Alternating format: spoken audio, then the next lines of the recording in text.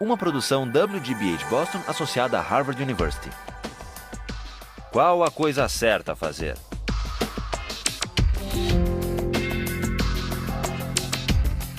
Justice, com Michael Sandel.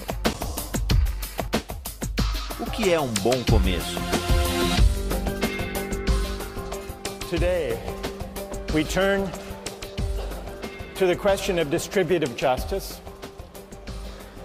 How should income and wealth and power and opportunities be distributed? According to what principles?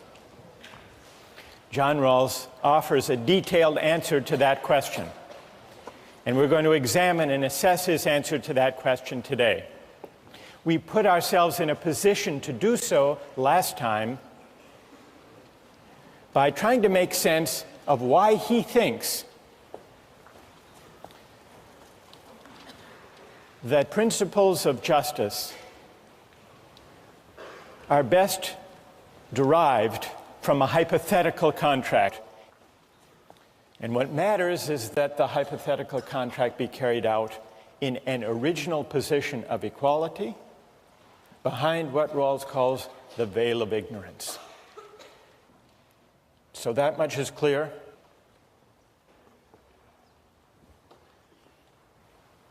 All right, then let's turn to the principles that Rawls says would be chosen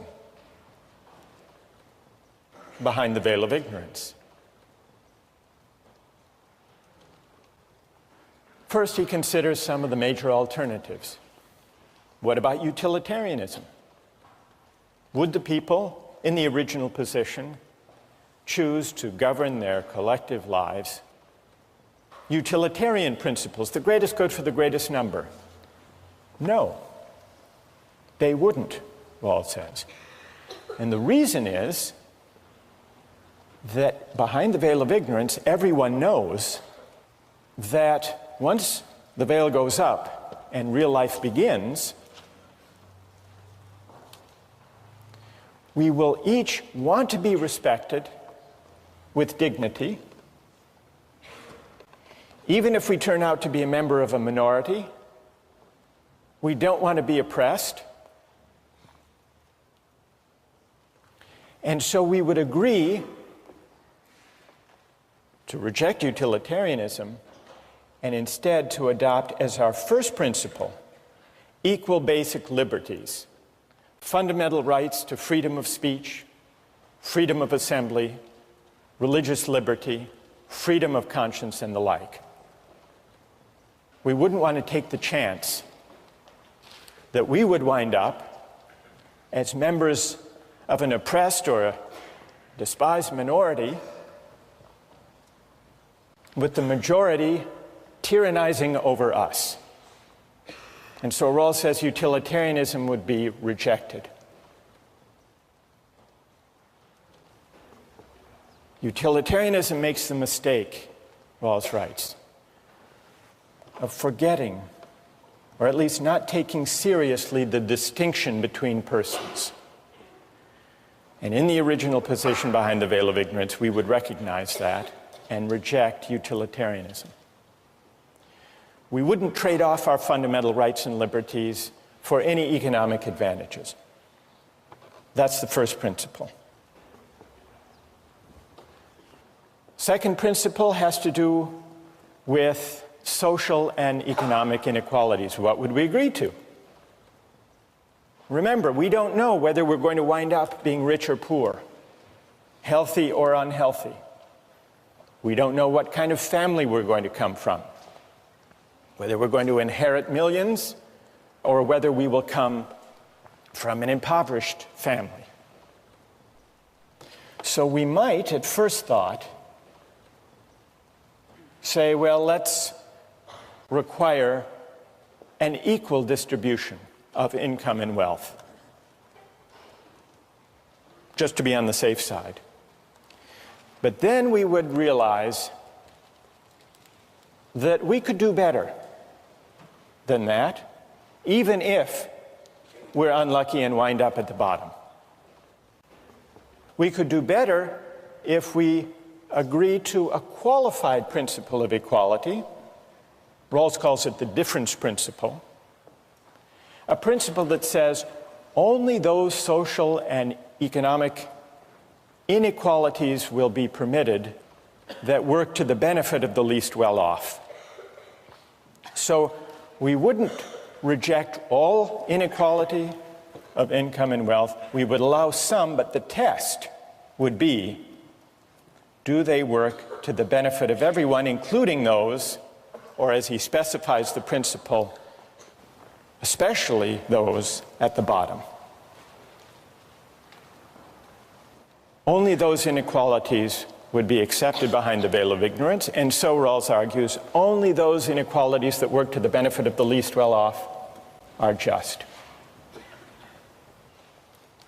We talked about the examples of Michael Jordan making $31 million a year, of Bill Gates having a fortune in the tens of billions. Would those inequalities be permitted under the difference principle? Only if they were part of a system, those wage differentials, that actually work to the advantage of the least well-off. Well, what would that system be? Maybe it turns out that as a practical matter, you have to provide incentives to attract the right people to certain jobs. And when you do, having those people in those jobs will actually help those at the bottom. Strictly speaking, Rawls's argument for the difference principle is that it would be chosen behind the veil of ignorance. Let me hear what you think about Rawls's claim that these two principles would be chosen behind the veil of ignorance. Is there anyone who disagrees that they would be chosen? All right, let's start up in the balcony, if that's all right. Go ahead. Okay, your argument depends upon us believing that we would argue and set policy or justice from a bottom, for the disadvantaged. And I just don't see from a proof standpoint where we've proven that. Why not the top? Right. And what's your name? Mike. Mike, all right, good question. Put yourself behind the veil of ignorance. Enter into the thought experiment. What principles would you choose? How would you think it through? Well, I would say things like even Harvard's existence is an example of preaching toward the top, because Harvard takes the top academics, and I didn't know when I was born how smart I would be, but I worked my life to get to a place of this caliber. Now, if you'd said Harvard's going to randomly take 1,600 people of absolutely no qualification, we'd all be saying, well, there's not much to work for. And so what principle would you choose?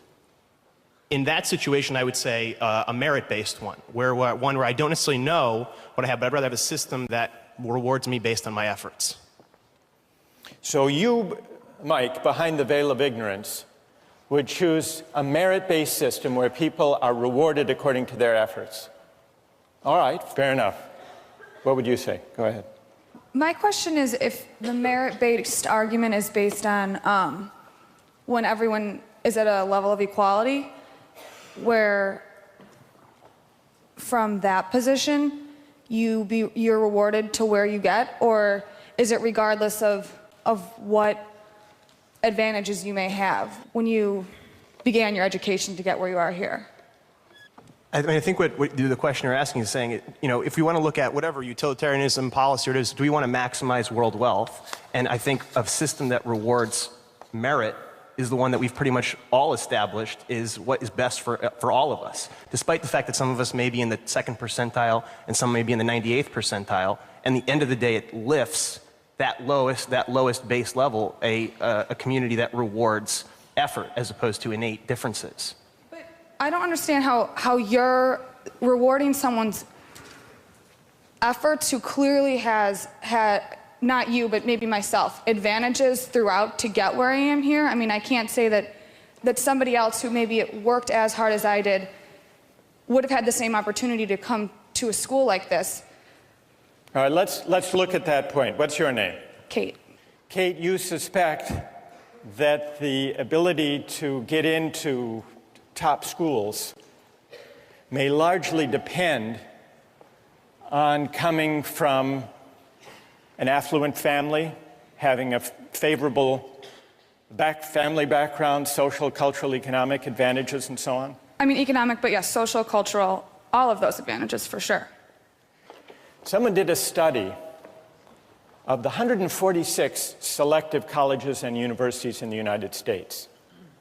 And they looked at the students in those colleges and universities to try to find out what their background was, their economic background. What percentage do you think come from the bottom quarter of the income scale? You know what the figure is? Only 3% of students at the most selective colleges and universities come from poor backgrounds. Over 70% come from affluent families. Let's go one step further then and try to address Mike's challenge. Rawls actually has two arguments, not one, in favor of his principles of justice, and in particular of the difference principle. One argument is the official argument, what would be chosen behind the veil of ignorance.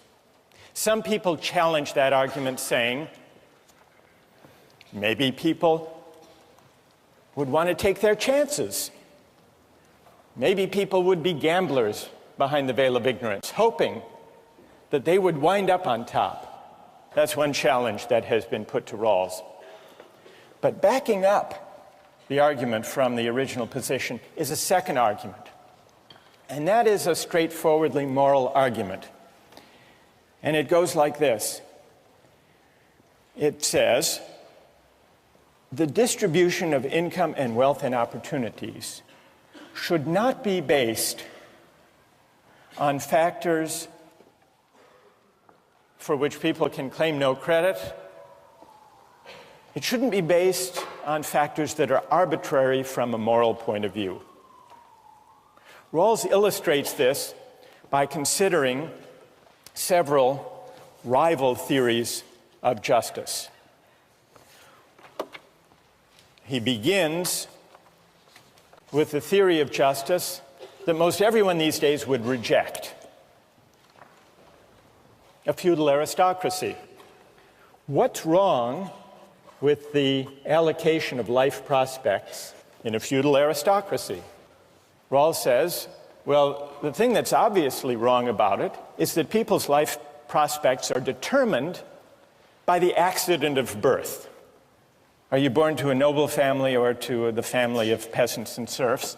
And that's it. You can't rise. It's not your doing where you wind up or what opportunities you have. But that's arbitrary from a moral point of view. And so that objection to a feudal aristocracy leads,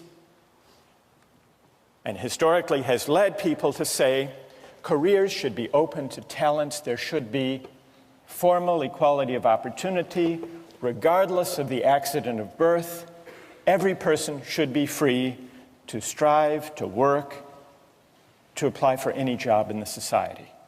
And then, if you open up jobs and you allow people to apply and to work as hard as they can, then the results are just. So it's more or less the libertarian system that we've discussed in earlier weeks. What does Rawls think about this? He says it's an improvement. It's an improvement because it doesn't take as fixed the accident of birth. But even with formal equality of opportunity, the libertarian conception doesn't extend its insight far enough. Because if you let everybody run the race, everybody can enter the race, but some people start at different starting points, that race isn't going to be fair. Intuitively, he says, the most obvious injustice of this system is that it permits distributive shares to be improperly influenced by factors arbitrary from a moral point of view, such as whether you got a good education or not, whether you grew up in a family that supported you and developed in you a work ethic and gave you the opportunities. So that suggests moving to a system of fair equality of opportunity. And that's really the system that Mike was advocating earlier on, what we might call a merit-based system, a meritocratic system. In a fair meritocracy, the society sets up institutions to bring everyone to the same starting point before the race begins. Equal educational opportunities, Head Start programs, for example, support for schools in impoverished neighborhoods, so that everyone, regardless of their family background, has a genuinely fair opportunity. Everyone starts from the same starting line. Well, what does Rawls think about the meritocratic system? Even that, he says, doesn't go far enough in remedying or addressing the moral arbitrariness of the natural lottery. Because if you bring everyone to the same starting point and begin the race, who's going to win the race? Who would win? To use the runners example. The fastest runners would win. But is it their doing that they happen to be blessed with the athletic prowess to run fast?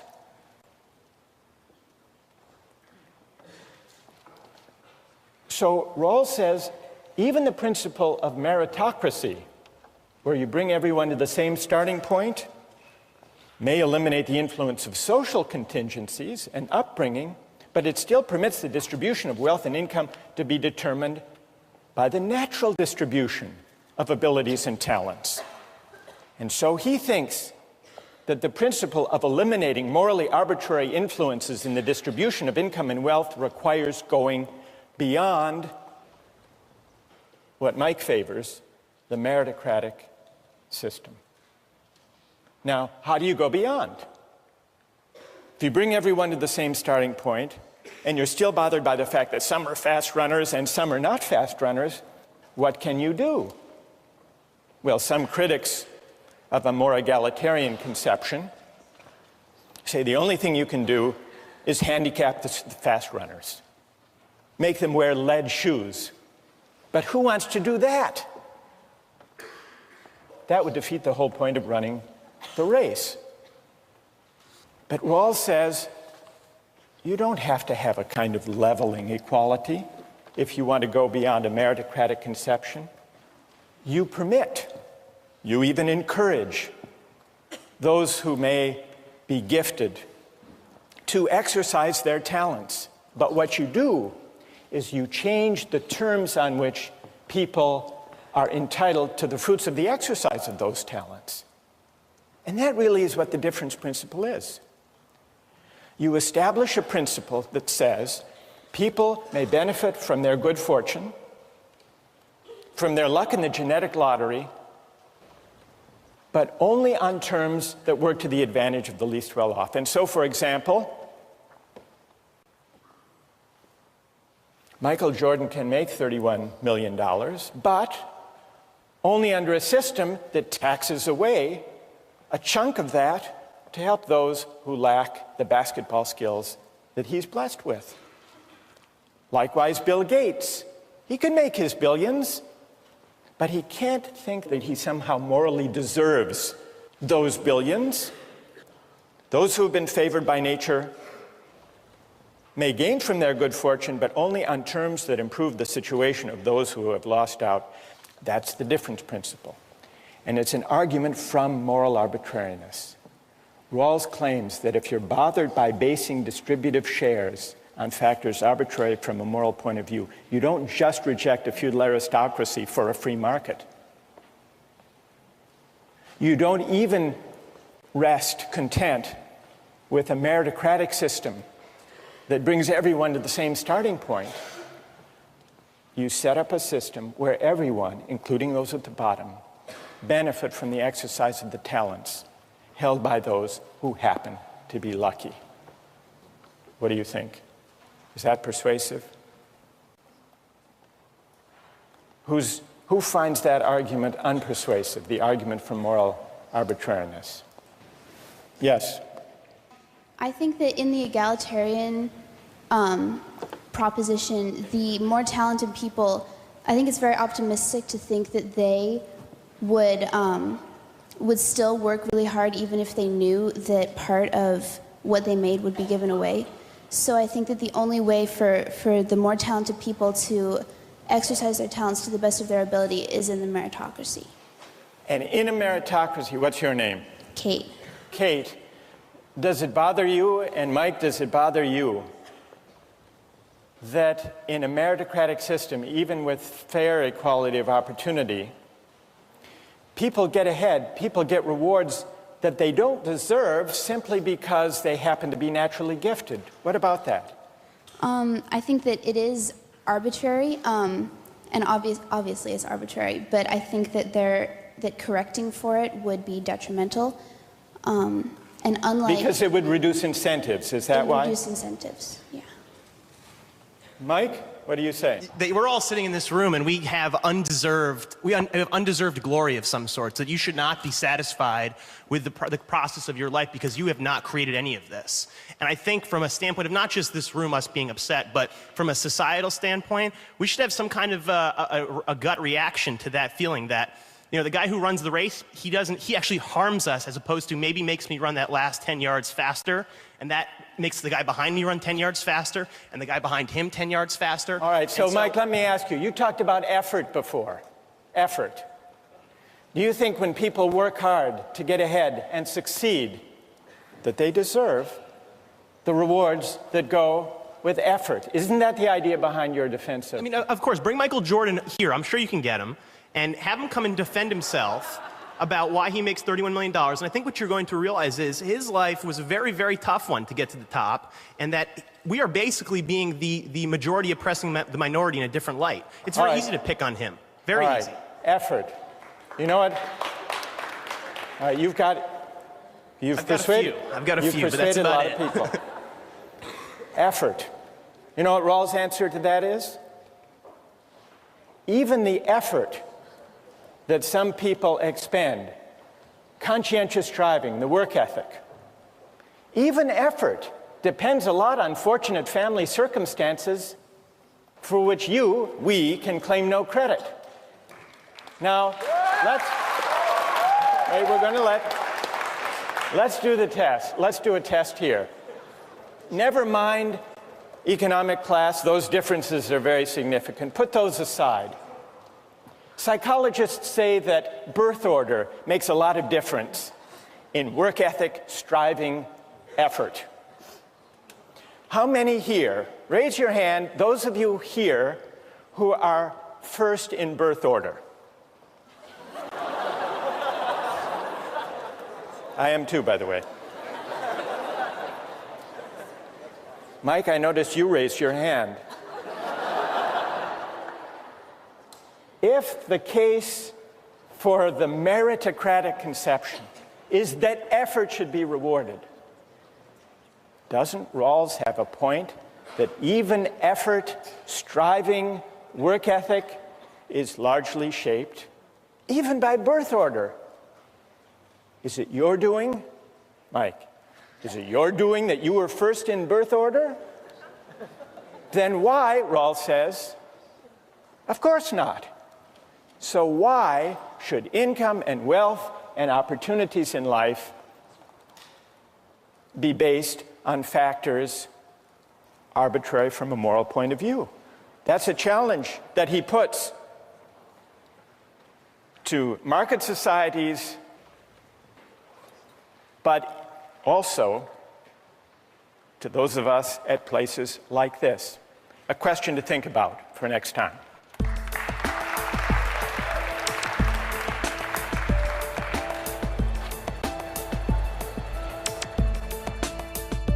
A justice of the United States Supreme Court.